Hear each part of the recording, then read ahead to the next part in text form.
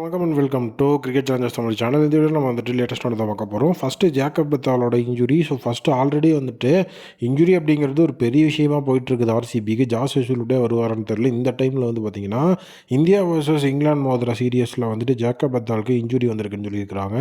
Jacob பெத்தாலை பொறுத்த வரைக்கும் first ODI மேட்ச்சில் வந்துட்டு தலைவன் 50 அடிச்சுட்டு ஒரு விக்கெட்டையும் எடுத்தார்.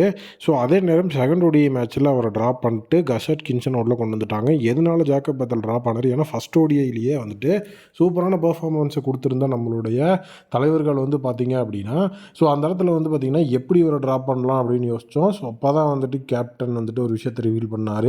ஜேக்கப் பெத்தாலுக்கு ஒரு மைனர் இன்ஜுரி இருக்குது. ஸோ அந்த மைனர் இன்ஜுரியை இப்போ வந்துட்டு பார்த்திங்க அப்படின்னா எங்களால் அனலைஸ் பண்ண முடியல. தேர்ட் ODI மேட்ச்க்கு நாங்கள் ஸ்பாட்டை ரீச் பண்ண உடனே அந்த இடத்துல அனலைஸ் பண்ணி ஸோ ஜேக்கப் பெத்தாலோட இன்ஜுரி கண்டிஷனை சொல்லுவோன்னு சொல்லியிருக்கிறாங்க.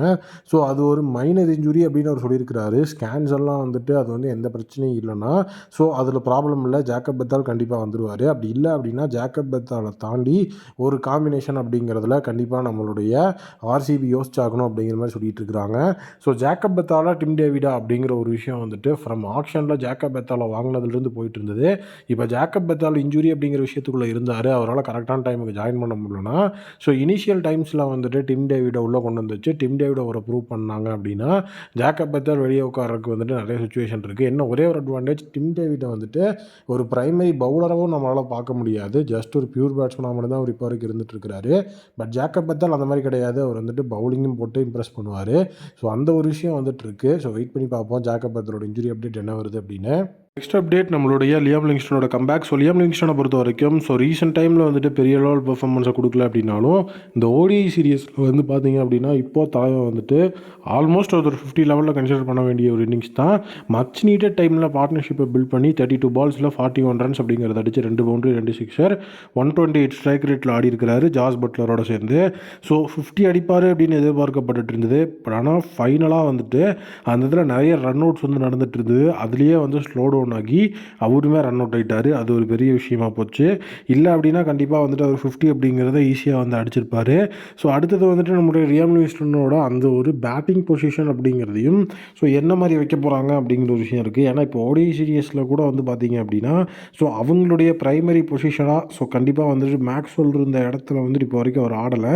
ஸோ ப்ராக்டிஸ் செஷன்லலாம் வந்து பார்த்தீங்கன்னா லியாம் லிவிங்ஸ்டனை வந்து அந்த ஒரு பொசிஷனில் ஆட விட்டு ஸோ அந்த வந்துட்டு நமக்கு வந்து ப்ராக்டிஸ் மேட்சஸ் நடக்கும்.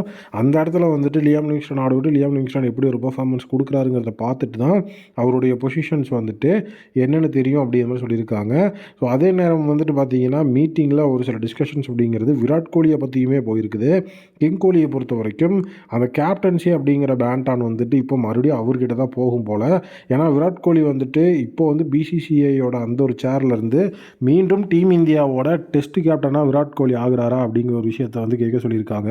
டெஸ்ட்டுக்கு இப்போ ரோஹித் சர்மாட்டிருந்து மீண்டும் விராட் கோலிக்கே கேப்டன்சி வர்ற மாதிரி டிஸ்கஷன் போயிட்டுருக்கு. காரணம் என்ன அப்படின்னா விராட் கோலிகிட்ட இருந்து வந்து பார்த்திங்கன்னா கேப்டன்சியை வாங்கி ரோஹித்திட்ட கொடுத்தாங்க. டெஸ்ட் கேப்டன்சி விராட் கோலி லெவலுக்கு யாருமே பண்ண முடியாது அப்படிங்கிறது இப்போ தான் அவங்க புரிஞ்சுருக்கிறாங்க. பட் இங்கே விஷயம் என்ன அப்படின்னா விராட் கோலின்னு எத்தனை வருஷம் டெஸ்ட்லையும் இருப்பார், இந்த 1 இயர் ஃபுல்லாக WTC வரைக்கும் இருப்பாரா அப்படிங்கிற ஒரு கேள்விக்குறி போயிட்டுருக்கு. ஸோ அதை தான் இப்போ விராட் கோலிட்டு கேட்க ஆரம்பிச்சிருக்கிறாங்க. ஸோ அதாவது ODI கேப்டன்சி அப்படிங்கிறத வந்து சாம்பியன்ஸ் ட்ராஃபிக்கு அப்புறம் ஹர்திக் பாண்டியாவுக்கு கொடுத்துட்ற மாதிரியும் டெஸ்ட் கேப்டன்சி அப்படிங்கிறத வந்து விராட் கோலிக்கே மீண்டும் கொடுத்துட்டு விராட் கோலியோட கைடன்ஸில் ஒரு கேப்டன் உருவாக்கி அதுக்கப்புறம் விராட் கோலி வந்து அந்த WTCயில் வந்து முடிச்சுட்டு போனதுக்கப்புறமா விராட் கோலி உருவாக்கின அந்த பிளேயருக்கு மீண்டும் டெஸ்ட் கேப்டன்சியை கொடுக்குற மாதிரி பேசிகிட்டு இருக்கிறாங்க. ஸோ அது கண்டிப்பாக நல்ல முடிவாக தான் இருக்கும். நீங்கள் என்ன நினைக்கிறீங்க அப்படிங்கிறத கமெண்ட்டில் சொல்லுங்கள். மீண்டும் ஒரு புதிய வீடியோ மீட் பண்ணுறேன். Thank you, take care and bye bye.